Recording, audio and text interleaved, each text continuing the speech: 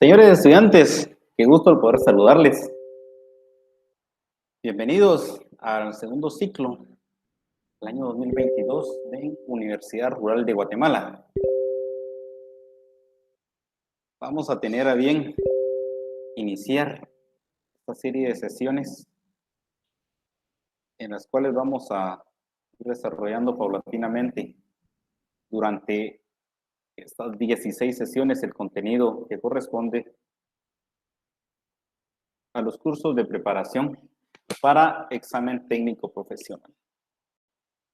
Déjenme felicitarlos a los distinguidos estudiantes aspirantes a la obtención de grado académico de licenciados en Ciencias Jurídicas y Sociales y los títulos que les acreditará con las calidades de abogados y notarios.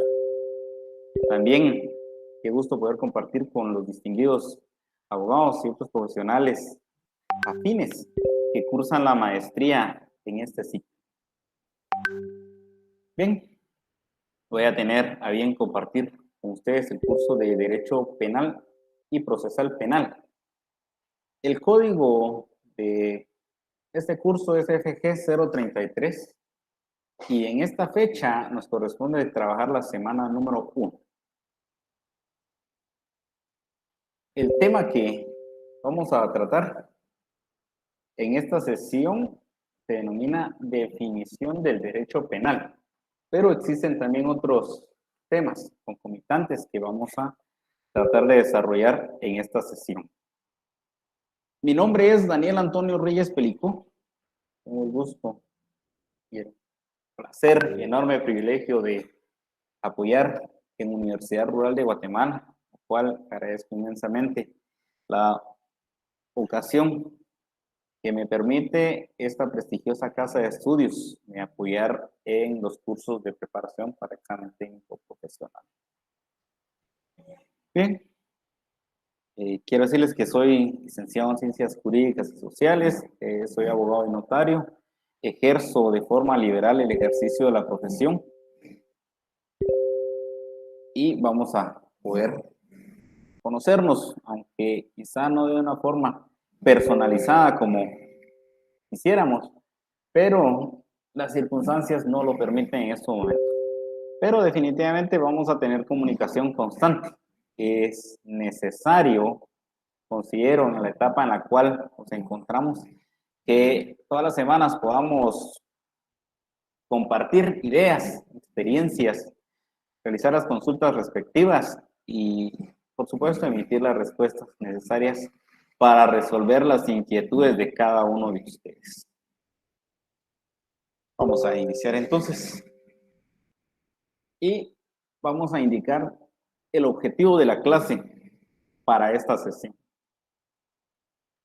Al finalizar la clase, el estudiante será capaz de definir el derecho penal en sí.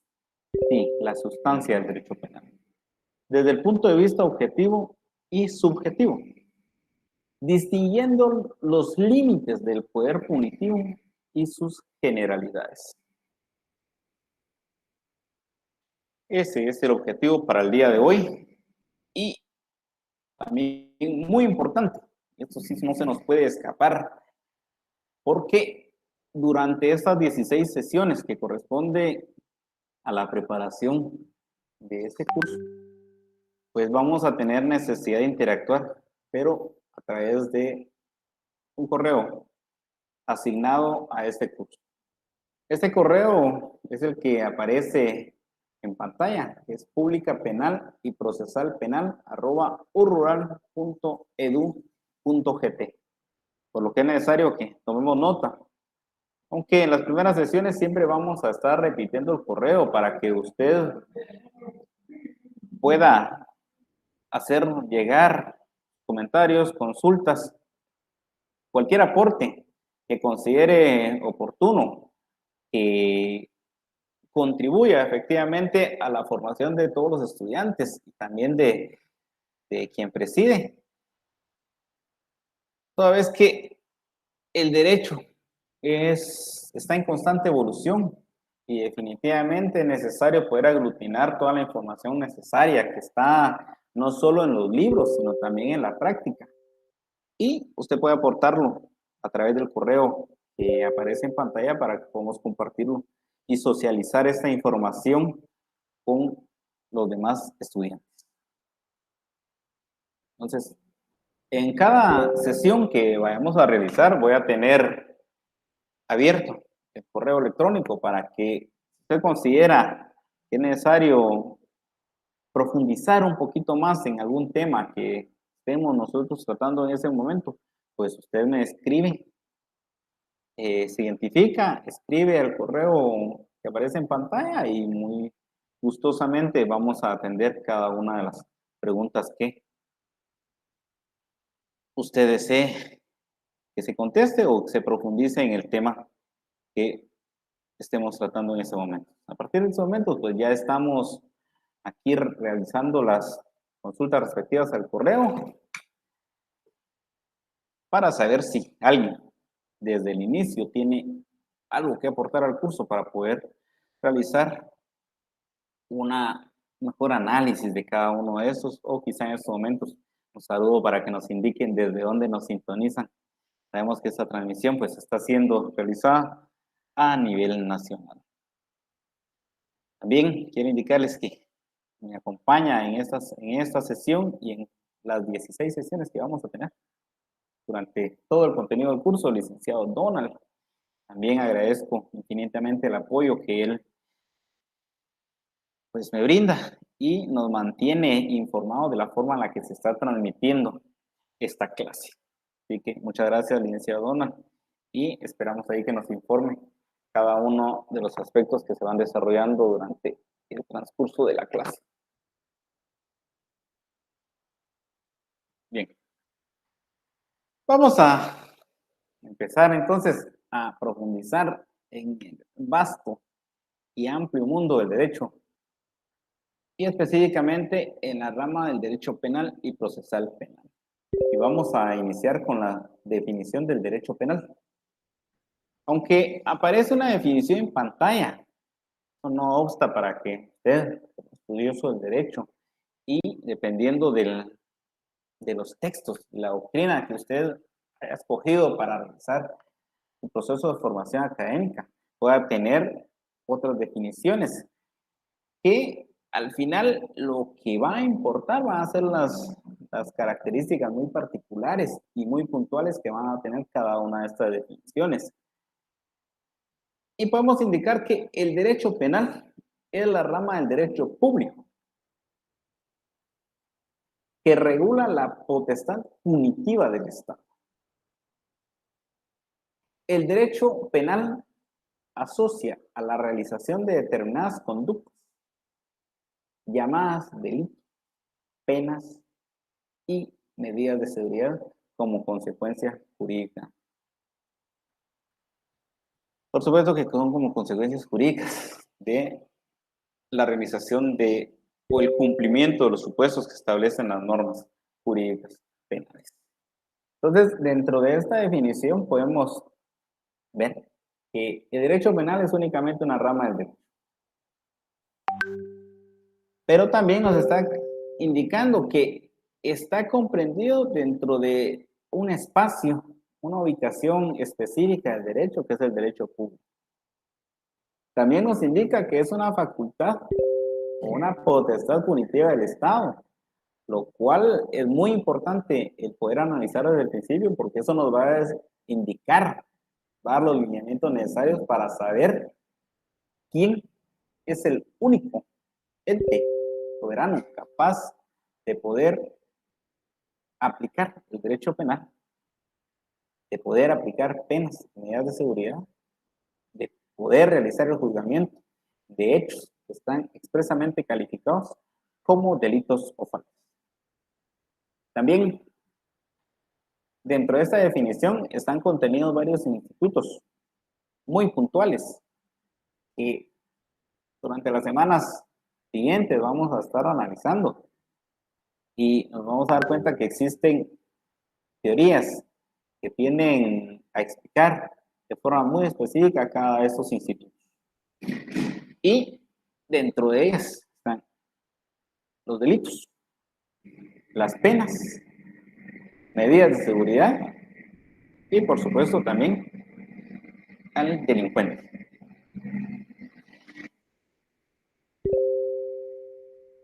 Muy bien.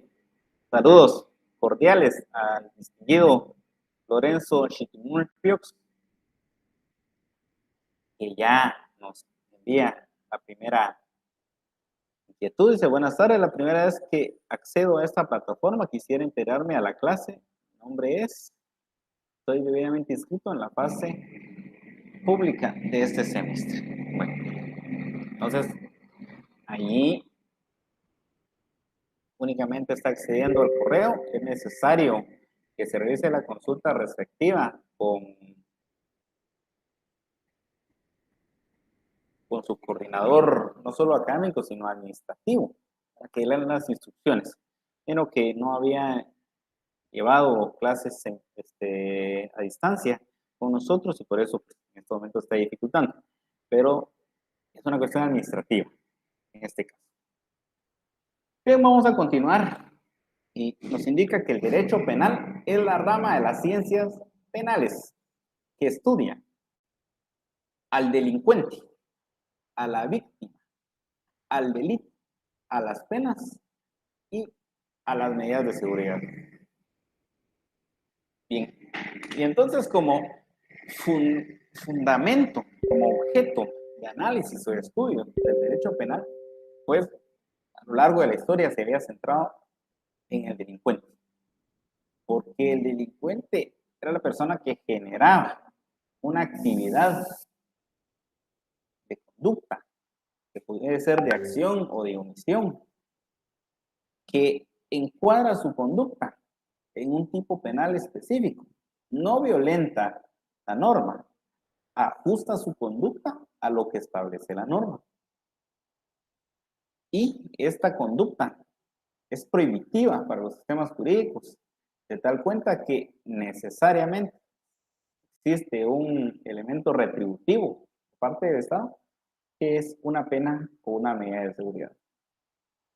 Entonces, el delincuente era el actor principal, pero el derecho penal ha ido evolucionando y esto hace necesario incluir a la contraparte del delincuente. El delincuente es el sujeto activo que realiza la acción y lesiona un bien jurídico tutelado a otra persona. Y esa otra persona es la víctima. Hay que dar cuenta que el derecho penal también, a través de sus ciencias penales, estudia a la víctima como contraparte al actor. En este caso, la víctima es el sujeto pasivo quien recibe el daño o el detrimento dentro de su patrimonio o dentro de la esfera de sus bienes jurídicos tutelados, y es necesario también ponerle atención. Se dan cuenta que en la actualidad, dentro de nuestro Código Procesal Penal, dentro del artículo 5 y el artículo 117, pues también se ha incluido a la víctima. Porque tiene relevancia y es muy importante realizar el análisis respectivo hasta donde podamos nosotros considerar necesario en relación al delincuente y a la víctima. Recordemos que el delincuente, como siempre fue el actor principal dentro del derecho penal, pues se trataba de realizar una actividad en la cual se velara no solo por el restablecer efectivamente el orden jurídico alterado, sino también por cuidar los derechos inherentes a la persona que era denominada delincuente. De tal cuenta que si no existía o no tenía la posibilidad de poder contratar defensa de forma privada, pues existe un instituto de la defensa pública penal para poder sopesar esa falta de defensa y que el Estado sea garante de los derechos de esta persona y se le otorga un abogado defensor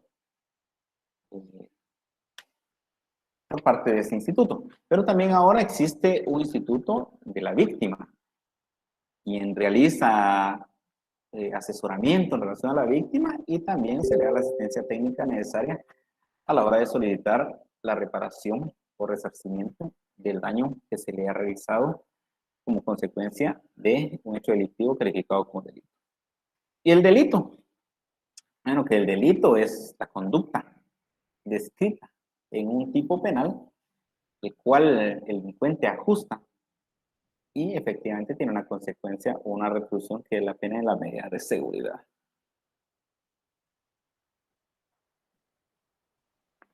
Bien, vamos a continuar, distinguidos estudiantes.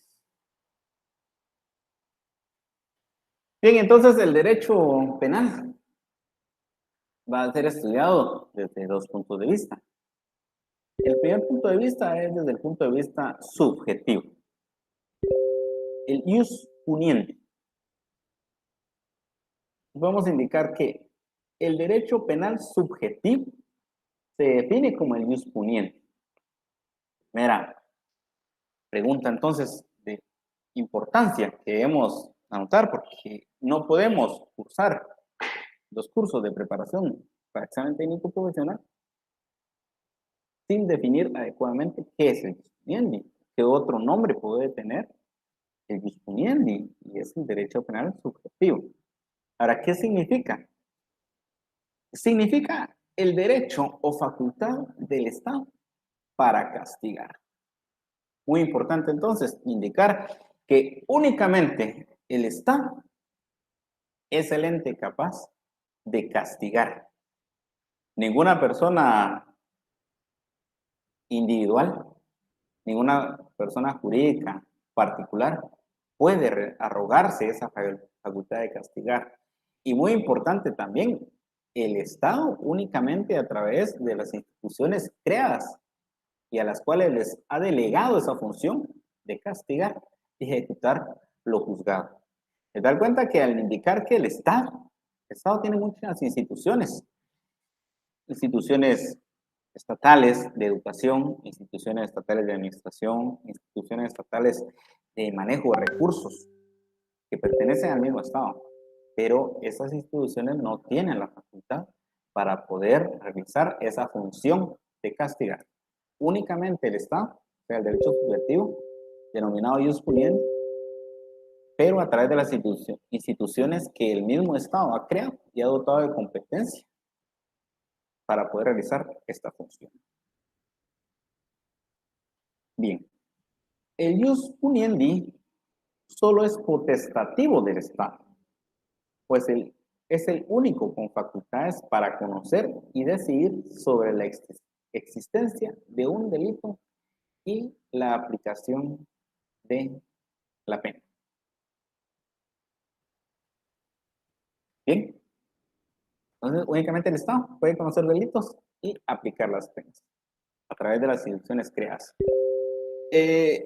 Esto en aplicación a un derecho penal moderno, por supuesto, porque podemos indicar que en épocas anteriores, actualmente en los municipios, pues no existe quien se encargaba de impartir justicia. Podía ser el mismo alcalde municipal.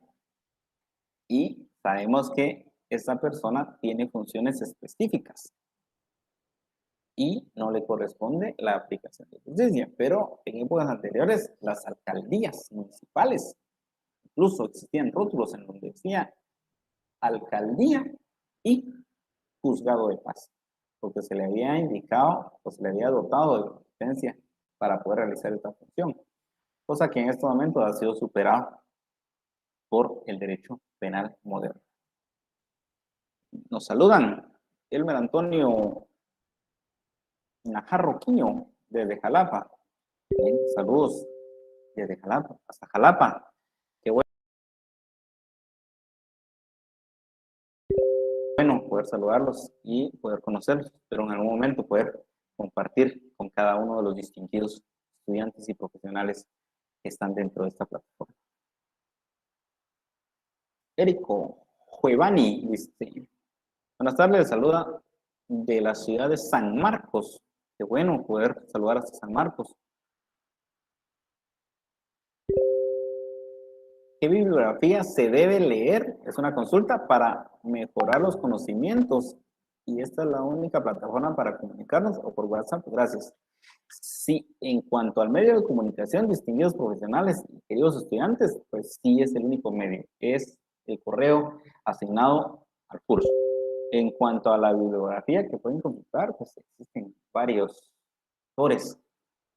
Aunque dentro del tema que vamos a tocar en unas diapositivas más adelante, podemos indicar que esta es una de las crisis que presenta el derecho penal guatemalteco, en virtud que hay pocos juristas especializados en el estudio del derecho penal, pero existen algunos autores que son muy buenos, todos son buenos, hay que leerlos y analizarlos adecuadamente, pero dentro de los más leídos, quizá, están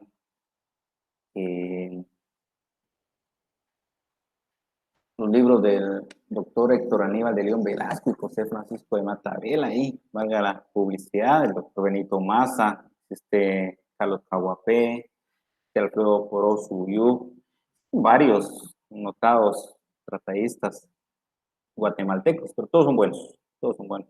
Y por supuesto, doctrina internacional, también que nos podemos apoyar buscando información para uso exclusivo didáctico, lo cual en algunas ocasiones está dentro de la red de forma gratuita.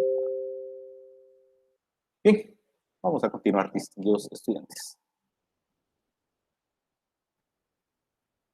Ahora veamos el jus penale, que es el conjunto de normas jurídico-penales que regulan y limitan el poder punitivo del Estado. Para ello, determinan los delitos y sus consecuencias jurídicas, que son las penas y las medidas de seguridad. En este punto de vista objetivo, entonces, nos está indicando que si bien el Estado tiene la facultad para castigar, para imponer penas como retributivo de los delitos y de las faltas, es el mismo Estado quien regula su poder punitivo. Necesariamente el Estado debe tener un límite. Si el Estado no tiene un límite, se convierte en un Estado abusivo. Tal cuenta que su límite no tendría poder y de la misma cuenta, muchas gracias, licenciado Dona, nos indica que todo está muy bien. De la misma cuenta, necesita tener un freno para no realizar acciones que pueda sobrepasar sus facultades. Entonces, para ello determina los delitos y qué consecuencias jurídicas corresponde a las penas y qué medidas de seguridad se pueden imponer. De tal cuenta que quien juzga únicamente pueda encuadrar la conducta realizada por una persona en un supuesto jurídico previamente establecido. Y no podemos inventar tipos penales que no están regulados dentro de una norma jurídica o crear figuras distintas por capricho, por interés, por desconocimiento, por ignorancia.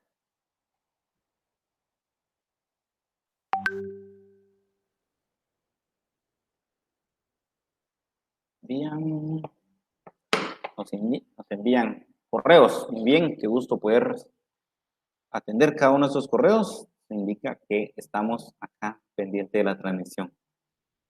Selvin Díaz.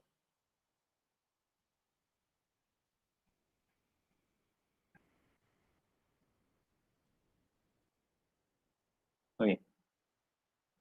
Y Selvin Soro Díaz nos indica si podíamos enviar las presentaciones.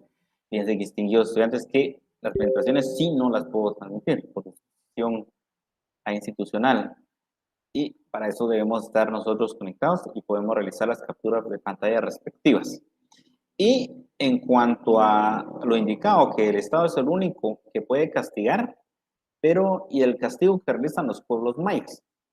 Muy bien, esa es una cuestión muy simple. Vamos a explicarlo en un momento. Ahorita explico cero.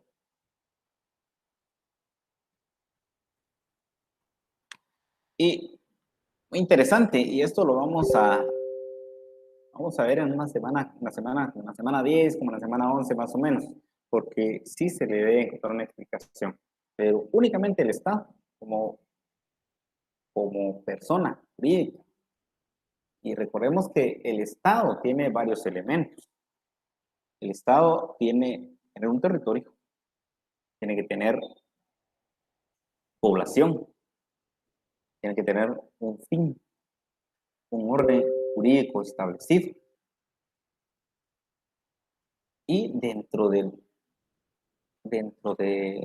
su orden jurídico establecido, dentro del cúmulo de normas jurídicas, se establece que únicamente el Estado. Ahora, en cuanto a la aplicación del derecho maya, pues el derecho maya aplicado correctamente responde efectivamente a la necesidad de celeridad en la aplicación de justicia. Ahora, el derecho maya tiene sus principios, tiene sus métodos de aplicación, tiene reglas específicas, pero lo que pasa es que en algunas ocasiones se confunde el derecho maya con una aplicación de arbitraria de justicia que realizan las personas, escudándose en un derecho maya. Ejemplo, hemos visto noticias, hemos visto informaciones en las redes sociales que se le aplica un castigo maya a una persona y se le hace caminar sufriendo vejámenes de todo tipo por un municipio. Posteriormente, son entregados al juzgado que corresponde para la aplicación de justicia. Pero entonces estamos contrariando la aplicación de justicia porque existe un principio de no bis in idem o de única persecución. O se aplica un derecho maya o se aplica la justicia a través del sistema jurídico establecido por el Estado. Entonces, el Estado es el único.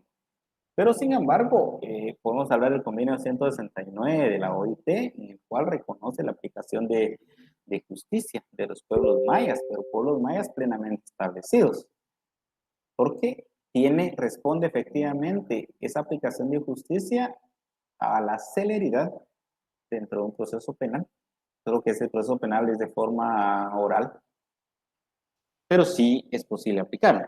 Pero si vamos a lo que establece la doctrina, únicamente el Estado puede aplicarlo. ¿Sí? Nos saluda Alma Violeta Vázquez. Buenas tardes, estimado licenciado. Buenas tardes, gusto saludarles también. Desde Villanueva, saludos hasta Villanueva. También nos saluda María Francela. Saludos desde Sololá, mucho gusto a todos los que nos siguen la transmisión desde Sololá. Bien, y entonces seguimos con el jus ponale, que también se señala que el jus ponale es la manifestación concreta del derecho subjetivo. Aquí se limita el jus puniendi, de acuerdo a los preceptos constitucionales y a la dignidad de la persona. Esto lo indica el distinguido tratadista Massa, 2011.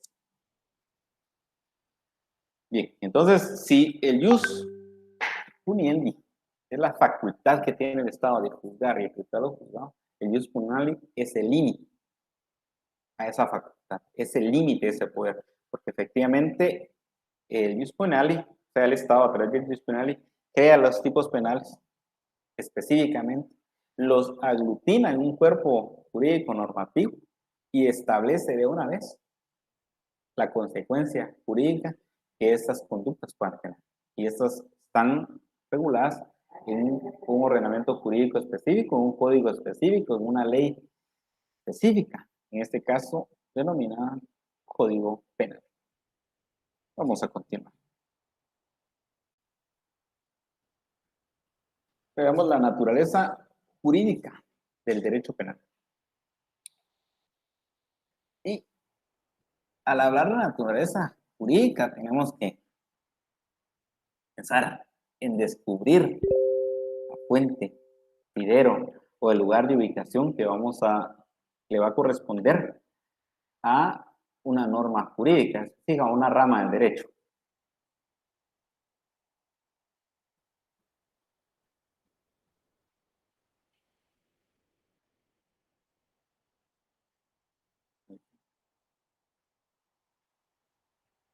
Nos consulta. ¿Qué diferencia existe en el jus puniendi y en el jus punal? Creo que son puntos de vista muy distintos. Uno es un punto de vista subjetivo, intangible, y el jus penal se analiza desde un punto de vista objetivo o tangible. El jus puniendi es solo la facultad que tiene el Estado de impartir justicia a través de los órganos correspondientes, en este caso delegado a la Corte Suprema de Justicia y esta a los juzgados correspondientes. Y el jus penal es la facultad que tiene el Estado, otorgada también a un órgano específico de carácter permanente y ordinario, y que le ha encomendado la creación de tipos penales específicos y la consecuencia jurídica. Y este órgano específico es el Congreso de la República. Entonces son dos puntos de vista, ¿sí?, que se pueden percibir efectivamente, uno de forma subjetiva y otro de forma objetiva. Esto nos pregunta Macario Elfidio. Bien. Y entonces, en cuanto a la naturaleza jurídica del derecho penal, algunos indican que debe distinguirse al derecho penal desde un punto de vista de su autonomía. Que el derecho penal se ha ido desarrollando a tal punto que pueda ser ubicado como un derecho penal especial, como una rama del derecho especial, que goza efectivamente de autonomía, que tiene principios postulados propios, lo cual hace necesario apartarlo definitivamente y colocarlo en un apartado especial, único, y considerarlo como un derecho autónomo. Hay quienes consideran al derecho penal dentro de toda su accesoriedad e indican que el derecho penal solo es una rama del derecho que no puede ser considerado autónomo, sino únicamente accesorio, y debe ser aplicado únicamente cuando no existe opción de poder regular a través de otra rama del derecho las relaciones entre personas. Recordemos que el derecho es un todo, es amplio, pero para realizar un análisis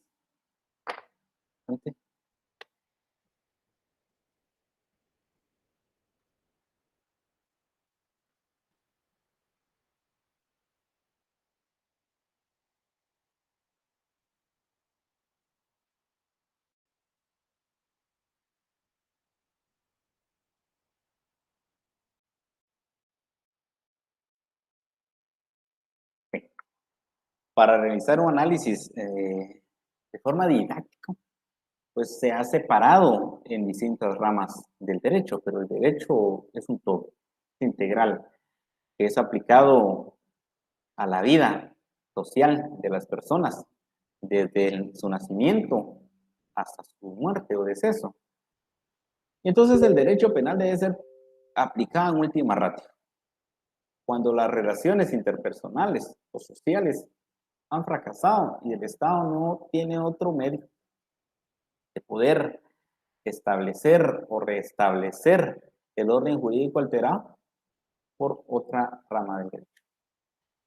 Ejemplo, si existe una contratación, puede ser civil o mercantil, y no se le ha podido dar cumplimiento a lo pactado entre las partes.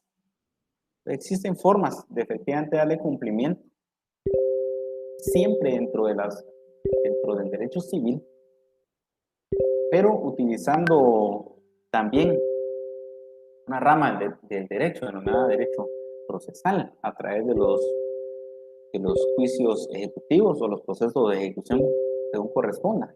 pero siempre dentro de la amplia estructura del derecho civil. Cuando no se ha podido poder ejecutar un título de crédito, por ejemplo, pues efectivamente se pueden utilizar un juicio ejecutivo, utilizando una acción cambiaria, pero siempre dentro de ramas especiales, derecho civil, mercantil, procesal. Pero si, por ejemplo, existió una contratación, pero esta contratación se ha realizado de forma fraudulenta y se ha visto deterioro en el patrimonio de una persona o detrimento de sus bienes, y ha existido por parte de la persona que realiza la acción intención de causar un daño utilizando algún ardid o engaño, pues efectivamente en ese momento sí debe aparecer a la vía jurídica el derecho penal, encuadrando eh, esa conducta en un tipo penal específico. Nos indica saludos, Eugenia Beatriz también, saludos hasta Escuintla, que nos tiene una transmisión. Entonces, el derecho penal solo debe ser utilizado como última ratio cuando no es posible, a través de las ramas del derecho, dentro del vasto mundo del derecho, poder restablecer el orden jurídico alterado dentro de la vida social de las personas.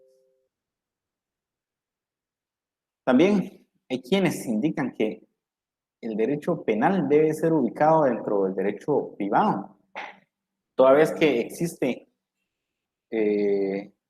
algunos institutos jurídicos en los cuales son meramente privados. Por ejemplo, cuando realizamos la instancia de parte en la persecución penal, pues existen delitos eminentemente de acción privada.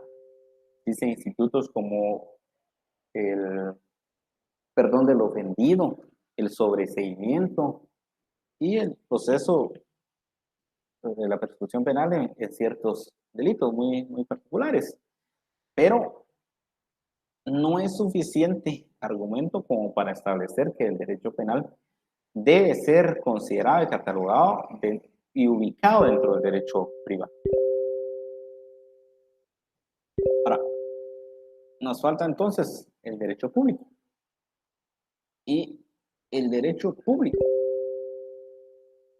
indica que el derecho penal debe ser ubicado dentro de esta rama del derecho, toda vez que el ius puniendi y el ius poenale hacia esa dirección nos lleva. Únicamente el Estado puede arrogarse la facultad de juzgar, determinar delitos, imponer penas y medidas de seguridad, de tal cuenta que la aplicación del propio derecho debe estar encuadrada y ubicada dentro del derecho público.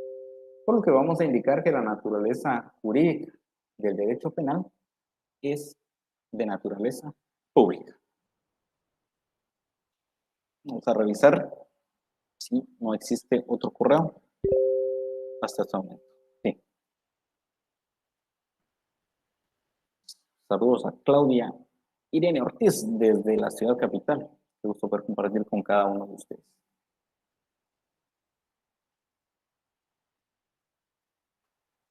Bien. Y entonces vamos a ver los límites al ius puniendi. Existe el principio de legalidad, principio de intervención mínima, principio de culpabilidad. Bien. Principio de legalidad. El principio de legalidad entonces se va a dividir en otros tres subprincipios.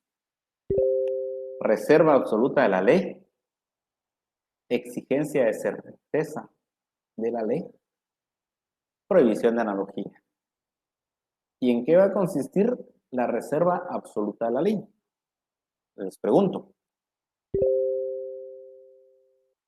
¿Algún distinguido compañero que sigue la transmisión quiere aportar en qué consiste la reserva absoluta de la ley? Porque sí es muy importante también que tengamos un conocimiento previo en el cual nosotros podemos compartir, socializar y poder comentar.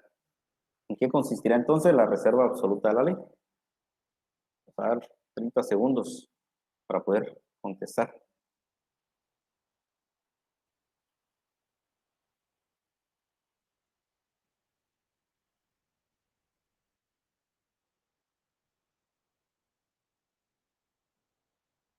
El compañero Donald nos indica cómo lo vemos en la transmisión. Yo veo que aquí aparentemente tenemos un problema de pantalla, pero nos indica. Ahí está.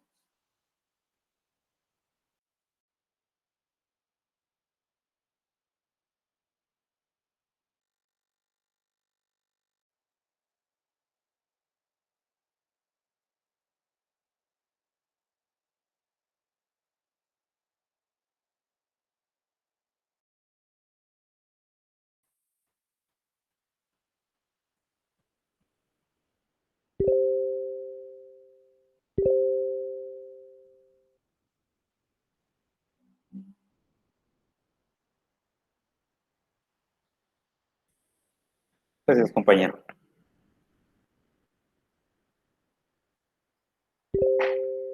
Bien. Entonces, cuando hablamos de la reserva absoluta de la ley, indica que el principio de legalidad establece que solo, gracias, compañero, no, solo lo previamente establecido y normado dentro de la ley, dentro de un cuerpo jurídico, y habiendo pasado por todo el proceso legislativo necesario para la creación de los mismos, en ese momento entonces vamos a considerar que es prudente y oportuno aplicar ese cuerpo jurídico normativo. Y nuestro código penal así lo establece también.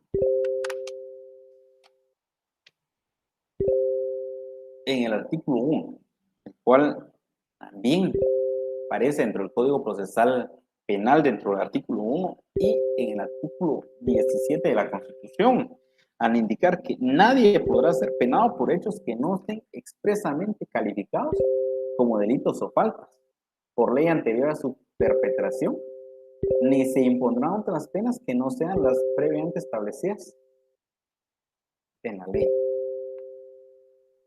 Entonces, es un límite al jus puniente, porque necesariamente se debe encuadrar la conducta de las personas a un tipo penal previamente establecido. No puede ser variado ni el supuesto jurídico ni la consecuencia de él. Nos indica Luis Fernanda, que nos saluda desde Guatemala, que todo bien en la transmisión. Muchas gracias.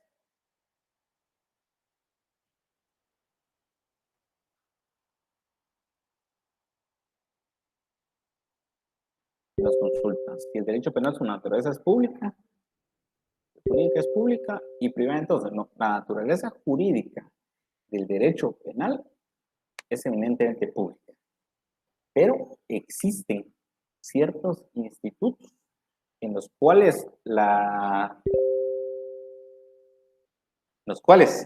personas pueden actuar aparentemente dentro de un ámbito privado. Hablábamos de la persecución penal. Existe legitimación para iniciar persecución penal por delitos de acción privada, pero quien conoce, es el órgano dotado de competencia para entrar a conocer y resolver esa pretensión procesal, es un órgano especial encomendado por el Estado para la aplicación de justicia y emite justicia en nombre del pueblo de Guatemala. De tal cuenta que la aplicación del derecho penal y su ubicación debe ser eminentemente pública. Y la exigencia de certeza de la ley también responde al principio de legalidad. Toda vez que el, toda vez que el principio de legalidad establece que necesariamente debe estar regulado o debe estar previamente creado el tipo penal dentro de la norma jurídica para poder ser aplicado. Si no existe dentro de la ley un tipo penal, no puede ser creado. Puede ser creado, pero no aplicado en ese momento, quizá en el futuro, pero no en ese mismo momento o por la acción que nosotros pretendamos perseguir en ese momento. Te das cuenta que si encontramos un tipo penal que establece quien diere muerte a una persona, tal y como establece el artículo 123 de nuestro Código Penal. Homicidio. Comete homicidio quien diere muerte a alguna persona. Entonces, el supuesto jurídico es darle muerte a otra persona. Si realizamos esa acción, definitivamente vamos a encuadrar nuestra conducta a este tipo penal. Y la consecuencia nos indica al homicida se le impondrá 15 a 40 años. Ahí está. Pero, y existen modalidades, ¿cómo se puede realizar? Homicidio cometido en estado de emoción violenta, homicidio en riña tumultuaria, homicidio preterintencional, homicidio culposo, infanticidio. Ahora, si no existe un tipo penal específico para poder encuadrar la conducta, no es posible realizar una persecución penal, porque violenta el principio de legalidad. La exigencia de la certeza, entonces, de que el tipo penal debe estar descrito dentro de la norma. Y la prohibición de analogía, que la prohibición de analogía, pues lo regula el Código Penal en el artículo 7. Indica exclusión de analogía. Por analogía, los jueces no podrán crear figuras delictivas ni aplicar sanciones. O sea, no podemos encuadrar una conducta a un tipo penal y no es de forma específica. Únicamente tratando de argumentar que son parecidos o similares. No, no es posible. Entonces, un ejemplo típico de cómo puede violentarse el principio de legalidad, por ejemplo, iniciando persecución penal por el delito de hechicería. Quizá en la antigüedad sí se perseguía en alguna etapa oscura del derecho penal la hechicería, pero en la actualidad no. Podemos revisar el Código Penal, podemos revisar leyes penales especiales y no vamos a encontrar en ningún momento un tipo penal que describa la hechicería como una conducta que debe ser perseguida o que lesione algún bien jurídico tutelado y que sea necesario iniciar persecución penal e imponer una sanción, sea pena o una medida de seguridad. No vamos a encontrar eso. Tal cuenta que el principio de legalidad va a ser sostenido por esos tres pilares: la reserva absoluta de la ley, la exigencia de certeza de la ley y la prohibición de analogía. Elmer Antonio nos consulta si es como el principio de legalidad. Sí, efectivamente, en principio de legalidad nos estamos ubicando en estos momentos. María del Carmen González nos consulta desde Misco.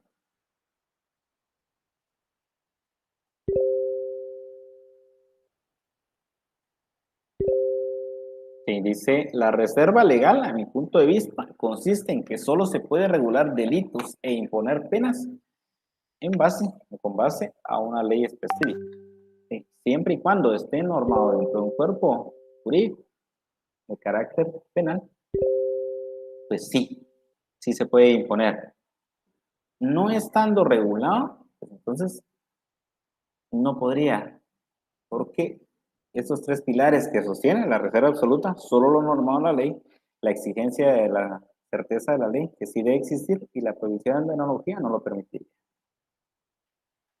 Bien, ahora vamos con el principio de intervención mínima. Entonces, ¿en qué consiste la intervención mínima? Que el Estado únicamente debe aplicar el derecho penal cuando ha fracasado en mantener un orden jurídico estable o armonioso con sus habitantes. En ese momento debe intervenir. De lo contrario, el derecho penal no debe ser aplicado únicamente como última ratio y se sostiene a través de la exclusiva protección de los bienes jurídicos. Existen bienes jurídicos que el Estado debe garantizar y proteger. Entendemos estos bienes jurídicos como todos los bienes de importancia y relevancia para la persona, empezando por la vida, es el bien jurídico máximo, la libertad, después de la vida, lo más doloroso que puede perder una persona es su libertad y su patrimonio. Entendemos el patrimonio como el cúmulo de derechos, deberes y obligaciones que tiene una persona. Entonces, esa exclusiva protección de los bienes jurídicos, el Estado puede realizarla a través de muchas formas.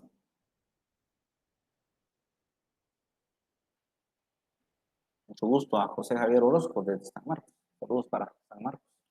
Entonces, el Estado puede realizarlo a través de varias formas. Y si vemos que existen varias ramas del derecho que pueden cumplir ese cometido, darle protección al patrimonio a través del derecho civil, a través de alguna otra rama del derecho. Y si no es necesario que el derecho penal aparezca, pues sería lo más adecuado. Sin embargo, cuando debe ser necesario aplicarse, efectivamente sí corresponde la aparición de este derecho. La subsidiariedad y utilidad del derecho penal. Indicábamos, únicamente cuando las instituciones anteriormente apuntadas han fallado, pues el derecho penal puede aparecer. Si revisamos un análisis muy puntual de la sociedad, podemos indicar que el, el origen primario de una sociedad pues va a ser la familia. El núcleo de la sociedad va a ser la familia. Desde la familia vamos a encontrar dos puntos que pueden orientar la conducta de las personas.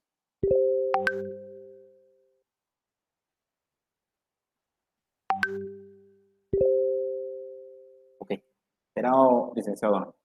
Entonces, desde la familia vemos dos puntos que pueden orientar la conducta de las personas, habíamos indicado. Primero es la educación y segundo, la instrucción. La educación es el conjunto, reglas, estrategias, disciplinas propias dentro de la familia que ayudan al crecimiento integral de una persona. Es decir, ser responsable, obediente, disciplinado. Esas son conductas que se van formando y fomentando desde la familia. Eso le vamos a llamar educación. Y la instrucción es un proceso sistematizado en donde se desarrollan conocimientos programáticos a través del Estado y a través de las instituciones públicas correspondientes, denominada escuela. El fin supremo del Estado es el bien común. Se dan cuenta que, tal y como lo indica el artículo 4 de la Constitución, todos los hombres somos iguales en derechos y en dignidad, debemos guardarnos una conducta fraternal, pero como finalidad del Estado. Y el Estado va realizando una acción paralela juntamente con la familia de instrucción y la familia de educación, para que toda la conducta sea orientada hacia el bien. Cuando no ha sido posible, por alguna circunstancia, lograr que esa conducta marche adecuadamente sin lesionar ningún bien jurídico tutelado de otra persona, pues de plano tendrá que intervenir el Estado a través del derecho penal. Y hablamos que se utiliza de forma subsidiaria y excepcional porque quizá en ningún punto de nuestra vida podamos ser objeto de persecución penal o de aplicación del derecho penal. Y puede ser que en algún momento, por alguna eventualidad, por alguna circunstancia, haga que el delincuente que llevamos dentro se desarrolle en algún momento. Solo necesita las circunstancias adecuadas y podamos realizar una conducta que pueda reñir con un orden jurídico plenamente establecido y debamos ser perseguidos penalmente. Dios quiera que no, ¿verdad? Pero sí puede ocurrir. En algunas circunstancias puede pasar. Y a eso se refiere a la subsidiariedad del derecho penal. Vamos a tomarnos un momento acá.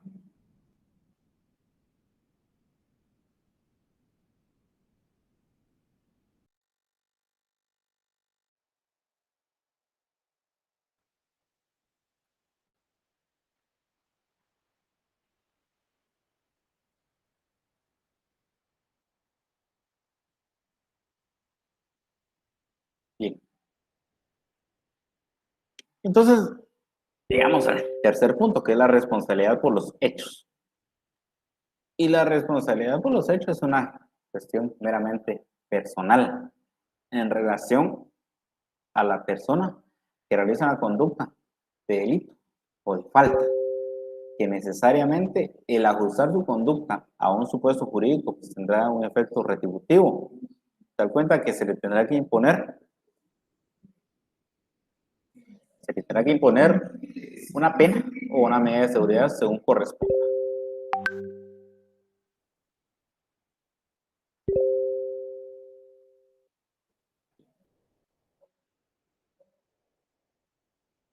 Bien. Y por último hablamos de la proporcionalidad de la pena. Y la proporcionalidad de la pena nos indica que, si bien es cierto, la pena es una legítima consecuencia de encuadrar una conducta a un tipo penal, esta debe ser de forma proporcional, racional, humana. Se da cuenta que la persona solo debe soportar una pena que sea consecuencia de un hecho calificado como delito o falta. Y nos vamos a ver acá que en algunas ocasiones esto puede ser considerado como una crisis del derecho penal guatemalteco, toda vez que en muchas ocasiones la proporcionalidad de la pena no se cumple. Y ahorita les explico por qué. Si bien es cierto, el derecho penal, una de sus características que vamos a ver más adelante es que es eminentemente represivo. Si no, no sería penal. Imponer una pena, si se deja de imponer una pena, ya no sería derecho penal. Podrá ser tal vez un derecho disciplinario, correctivo o de cualquier otra forma podríamos nominarle, pero no derecho penal. Pero también las nuevas corrientes que inspiran el derecho penal moderno, pues indican que el derecho penal debe ser preventivo y rehabilitador. De tal cuenta que solo se debe soportar la pena que corresponda por los hechos que se han cometido. Ahora, ¿por qué le digo que a veces la proporcionalidad de la pena falla? Porque cuando veamos los tipos de pena, vamos a darnos cuenta que hay penas principales y penas accesorias. Dentro de las penas principales vamos a tener la prisión, el arresto, la multa, y comisos, no se me...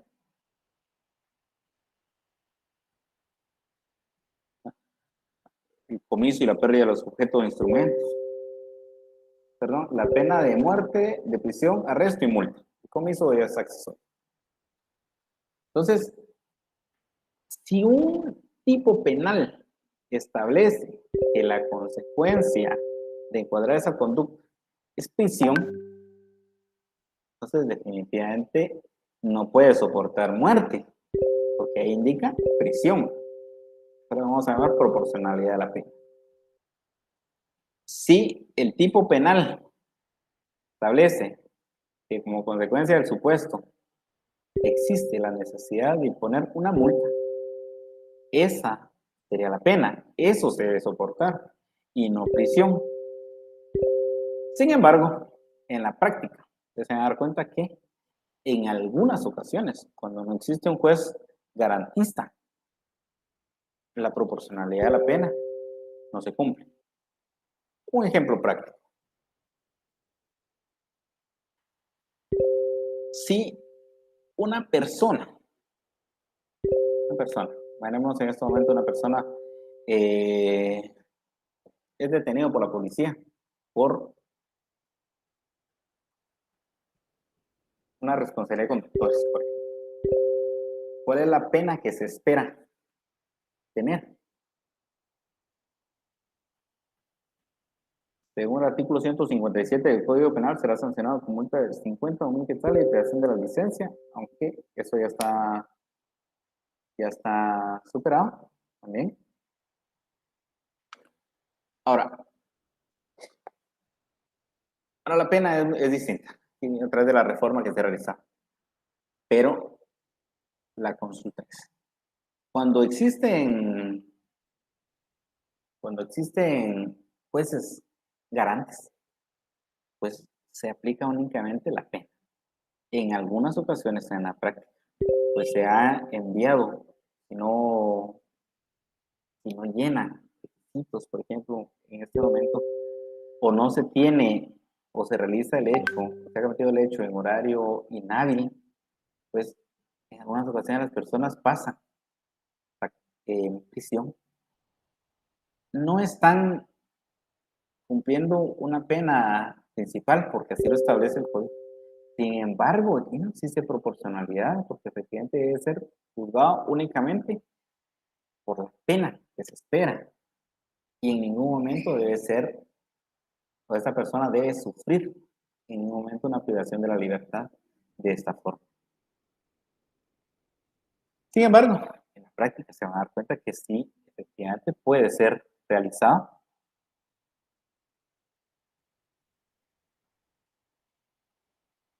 una aplicación desajustada a la proporcionalidad de la pena. Bien, vamos a hablar entonces del principio de culpabilidad en cuanto a la comisión del delito. La comisión del delito se va a realizar de dos formas. El delito, para poder realizarse, de verdad es necesario asumirse una conducta por parte de la persona. Esta conducta puede ser de acción o de omisión. Existen delitos en los cuales es necesario realizar algo. Y hay delitos en los cuales no se debe realizar una cosa. Y con esta pasividad que mantiene una persona, pues también está cometiendo el delito. Existen delitos que van a ser delitos de resultado y van a existir delitos que son delitos de mera actividad. Entonces, la forma de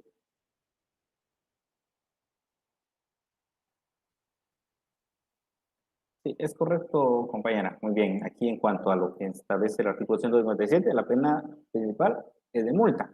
Sí, y la cancelación de la licencia de 3 meses a 5 años. Es correcto.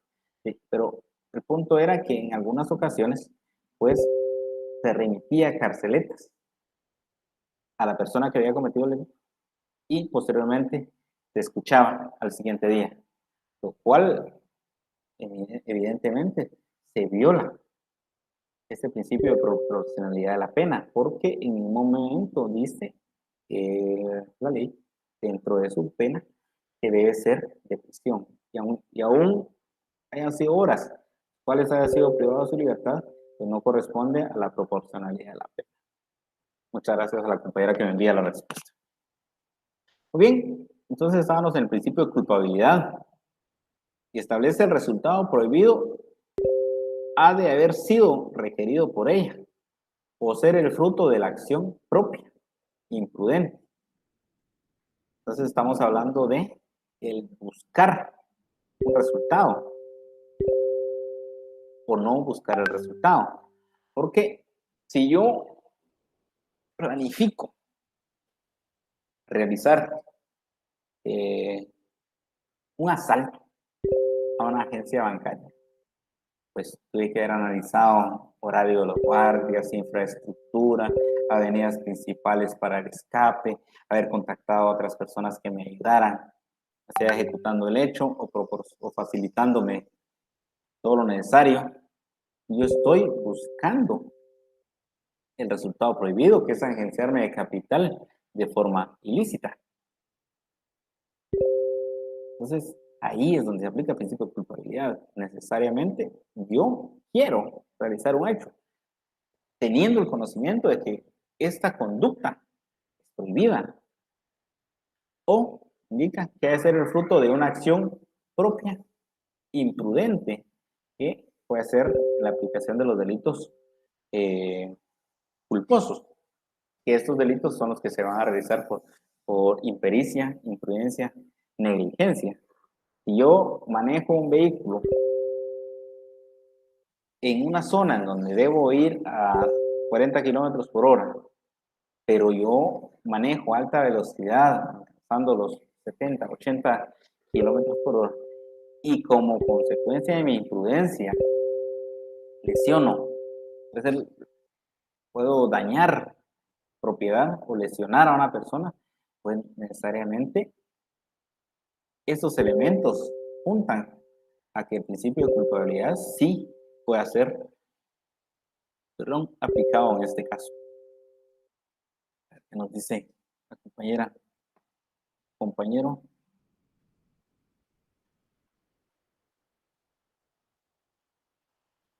Lilian Osorio Torres, aún no ha terminado de escribir. Muy bien. Y puede ser que también que en algunos casos se lesione, como un bien jurídico, se lesione a una persona, la integridad física de una persona. Sin embargo, no puede ser constitutivo de delito esta acción, porque puede ser que se ha realizado eh, pues poniendo en ellas toda la diligencia debida de las mismas acciones y puedas constituirse un caso fortuito, tal y como lo establece el artículo 22 del Código Penal, al indicar que no incurre en responsabilidad penal quien con ocasión de acciones u omisiones lícitas, poniendo en ellas la debida diligencia, produzca un resultado dañoso por mero accidente. Es decir, por ejemplo, eso puede ser en un delito deportivo, un delito de boxeo, en los cuales están acometiendo constantemente y de repente, pues, un golpe demasiado fuerte, siguiendo las reglas, por supuesto, del mismo deporte, porque no es lo mismo un golpe fuerte en la cabeza que lesione al contrincante, siguiendo las reglas de este deporte y como consecuencia de eso se sufra una lesión seria. Contrario a querer lastimar a una persona porque está perdiendo la pelea y en un momento de rabia o de ira le propina un golpe debajo del cinturón. Este resultado de plano sí sabemos que es infracción a la regla y en este caso no podría ser un caso fortuito. En el anterior sí, ¿verdad? Bien, entonces nos indica capacidad y conocimiento para ser consciente que se está cometiendo un delito. También, tal y como lo establece los artículos, necesariamente se debe estar en la capacidad para cometer un delito. ¿Quiénes no están en la capacidad?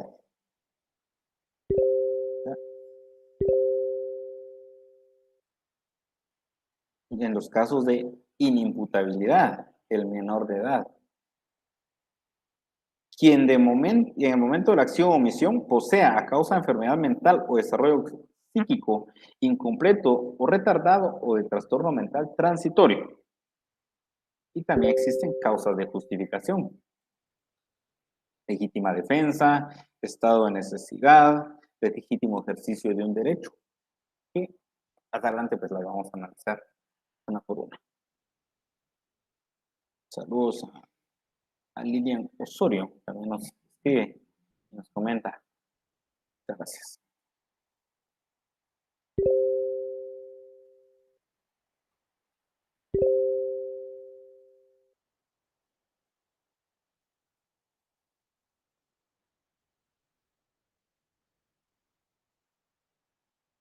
Bien, en relación al contenido del derecho penal,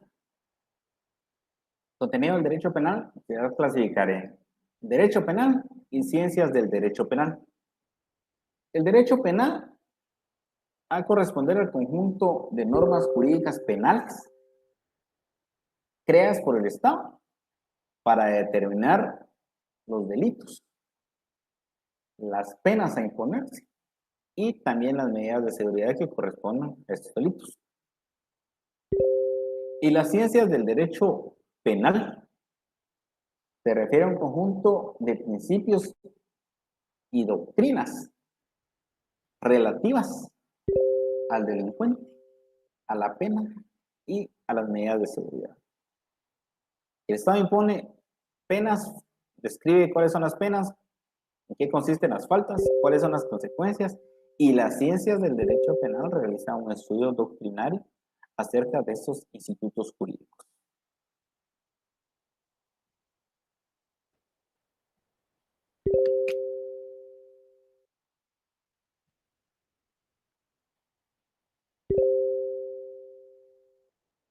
Vamos a hablar acerca de las partes que componen el derecho penal.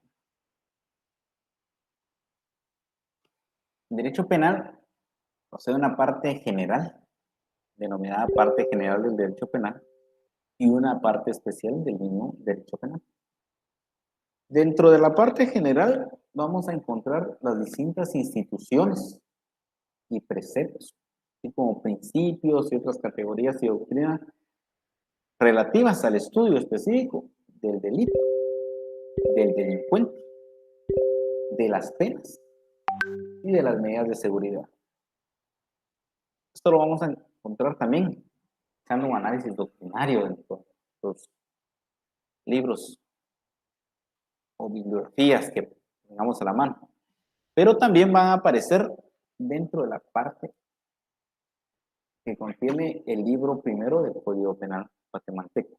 Es decir, a partir del artículo 1 al artículo 122 del decreto 17-73 del Congreso de la República. Y la parte especial, en esta parte especial, pues vamos a encontrar todos los ilícitos penales o infracciones penales, entendiendo estos ilícitos e infracciones penales como los delitos y las faltas, así como las penas que se van a imponer a cada una de ellas o las medidas de seguridad que se van a aplicar en casos concretos. Esto lo vamos a encontrar regulado en el libro segundo y libro tercero del Código Penal.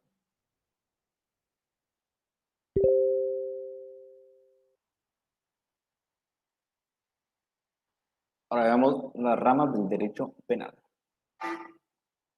Entonces vamos a encontrar tres ramas marcadas del derecho penal. Derecho penal sustantivo o material, derecho penal procesal o adjetivo,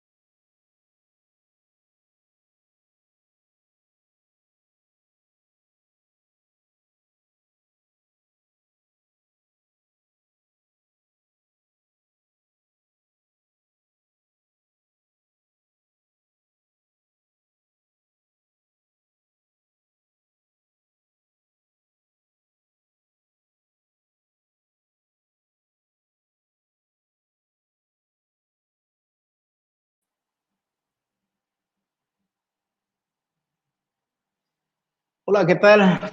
Nuevamente bienvenidos. Ahí con las dispensas del caso, pues tenemos unos problemas técnicos en nuestra transmisión, pero ya estamos de vuelta.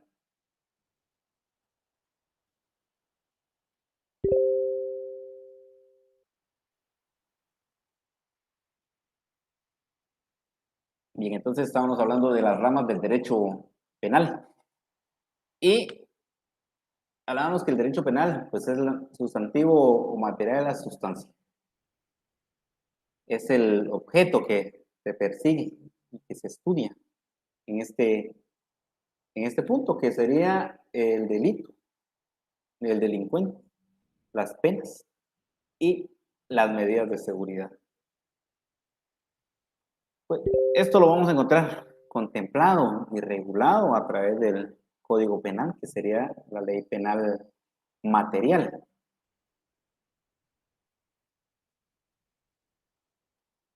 Y el derecho penal o procesal, a esto, por eso hacíamos la relación de temas de comunicación y lenguaje, el sustantivo y adjetivo, toda vez que el derecho procesal es el conjunto de normas jurídicas, principios e instituciones que tienen como objeto de estudio el proceso, que es el medio o vehículo para la aplicación del derecho penal sustantivo material. En comunicación y lenguaje, recordamos que el adjetivo califica y determina al sustantivo. En el derecho penal o procesal, vamos a indicar que el derecho procesal es el medio por el cual se viabiliza la aplicación del derecho penal sustantivo material. Y el derecho penal ejecutivo o penitenciario, pues se refiere al conjunto de normas y doctrinas que tienden a regular la ejecución de la pena en los centros penales penitenciarios destinados para el efecto.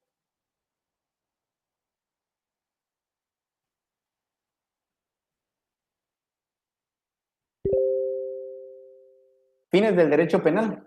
Bueno, castigar los actos delictivos que lesionan o ponen en peligro intereses o bienes jurídicos. Y prevención del delito y efectiva rehabilitación de delincuentes, que serían los dos fines principales, ¿verdad?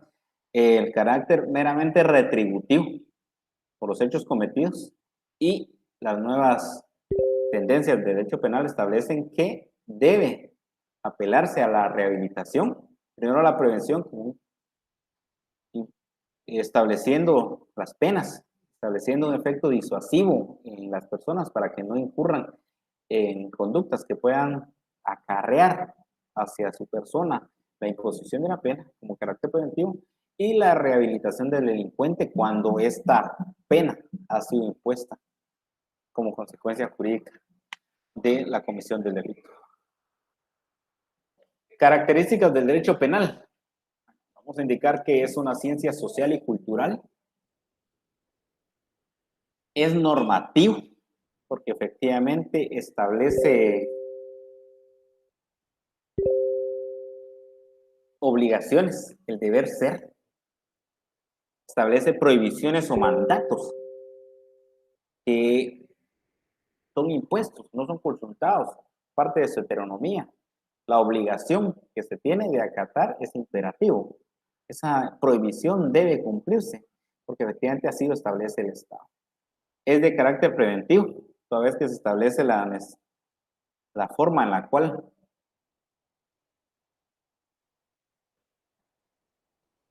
toda vez que se establece un efecto disuasivo para tratar de realizar eso, disuadir a las personas de poder realizar conductas que puedan ser encuadradas en algún momento en un tipo penal y sufrir consecuencias jurídicas, que serían la imposición de una pena o de una medida de seguridad.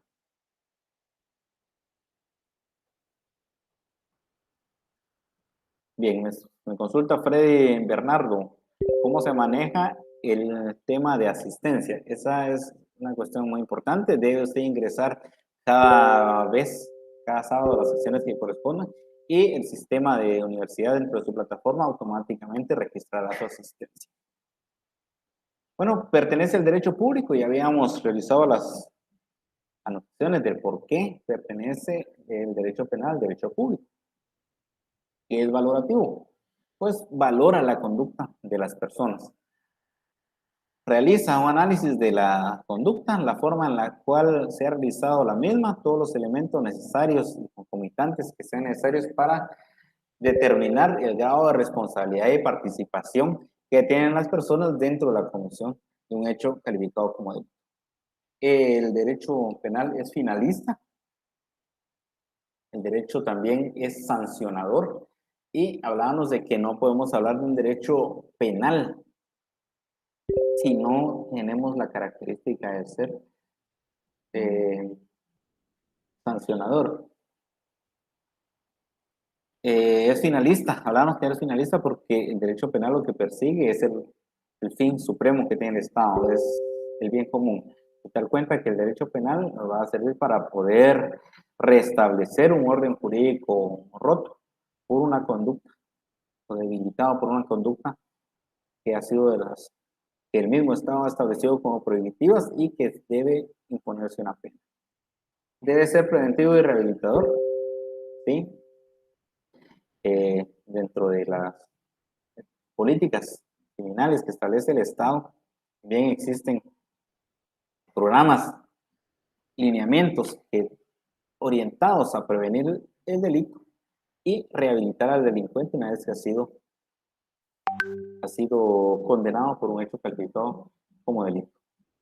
Es fragmentario el derecho penal, toda vez que únicamente se va a aplicar cuando las otras instancias, formas, planes y proyectos que el Estado ha implementado para poder hacerle frente al fenómeno criminal han fallado. Hasta en ese momento, entonces, el derecho penal debe utilizarse siempre en atención al principio de intervención mínima que orienta la paz social y la participación del Estado dentro de la vida social, dentro de nuestro ordenamiento jurídico plenamente establecido.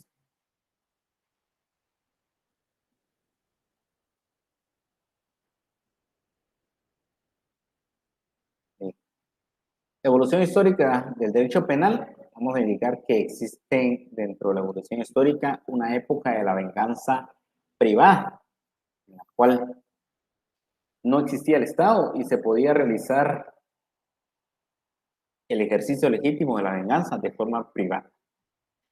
Se le coloca un límite a través de la ley del talión, en el cual se establecía que se podía resarcir el daño causado realizando un daño de forma proporcional. Aunque también dentro de la venganza privada podemos encontrar una institución denominada la composición, en la cual eh, podía frenarse de cierta forma el ejercicio legítimo de la venganza cuando la familia del ofensor entregaba a la familia del ofendido o al propio ofendido un resarcimiento que consideraba que eh,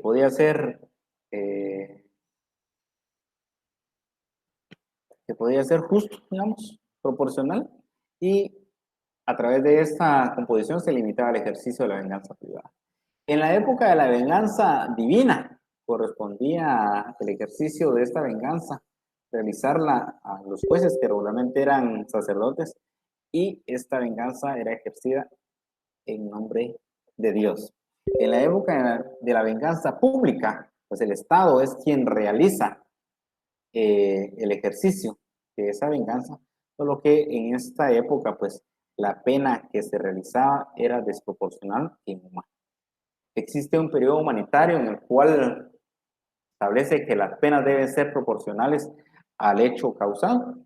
Una etapa científica en la cual se van creando instituciones para poder efectivamente darle un carácter científico a la aplicación del derecho, una época moderna y una crisis del derecho penal guatemalteco, al indicar que no existen juristas que puedan profundizar en cada una de las instituciones, se están aplicando penas mixtas, se aplican penas a veces desproporcionales.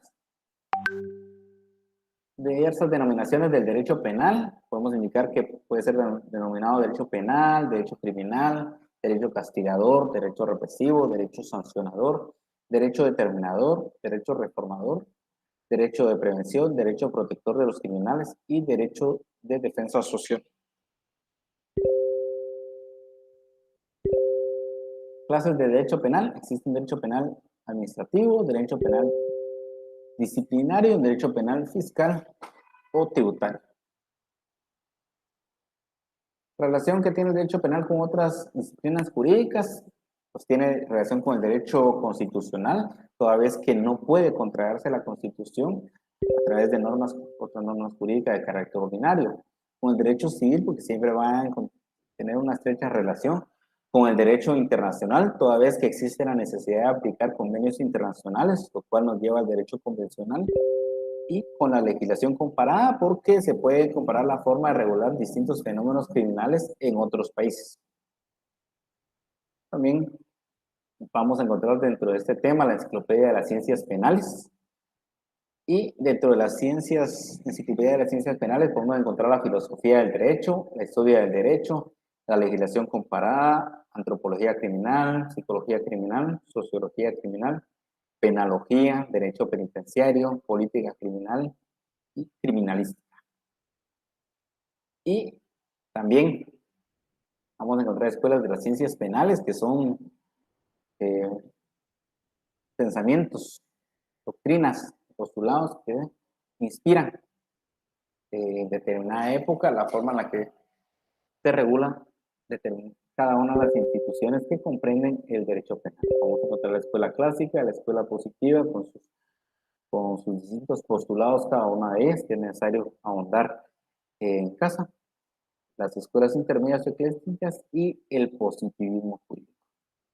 Distinguidos estudiantes, el tiempo en estas sesiones es bastante corto, pero usted en la intimidad de su hogar, en la paz de su escritorio, podrá profundizar en esos temas. Y yo les digo que por la fina y amable atención, muchas gracias. Espero saludarlos la próxima semana.